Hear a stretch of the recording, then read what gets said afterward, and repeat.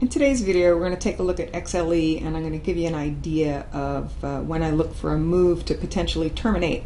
Now, it might not terminate, but I do anticipate that.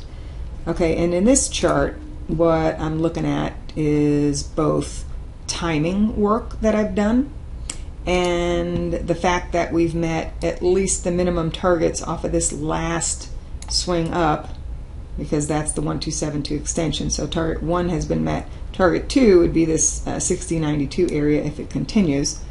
But there's something else that's showing up. Now I'm comparing the declining swings here, okay, similar to the way that I compared the rally swings, which actually helped to give us the area where it put in this last high. It actually went up to the last ditch resistance, where this prior rally swing was 388, and it was very similar to this rally swing of 384. That was actually the last area that I was going to look for a possible failure because of that price symmetry. Well, now we're looking at it in the other direction, because you can compare some of these swings and you'll see this. This high to low swing, that's $5.28. This high to low swing, that's $5.66. The current swing so far is kind of similar at 514, you know.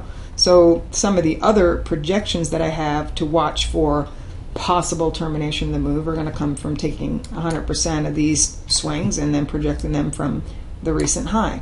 Then the other thing, here's the cluster of timing cycles. When you see a cluster of cycles that all come together, if the market is going straight up or down into them, you look for or anticipate a possible change in trend. Doesn't happen all the time, but I would say about 70% of the time you're going to get some sort of reaction or bounce. And in this case, you can see that we have one cycle on the 21st, which is Monday. We've got this one next Wednesday. We have this one Monday. We have, let's see, low to high, 100% tomorrow. Then here's another cycle. You have a low to a low that also comes in Monday, and again this is Wednesday. So you're starting to see a lot of things come together that would suggest that you watch for a possible termination of this decline. You don't act on it except for maybe trailing down your stops on any short positions, but as far as reversing for a new long, you really need to be patient to wait for some sort of signal that tells you that it's worth placing a bet on the other side. But I did want to give you a heads up in case you did have any short positions in this one.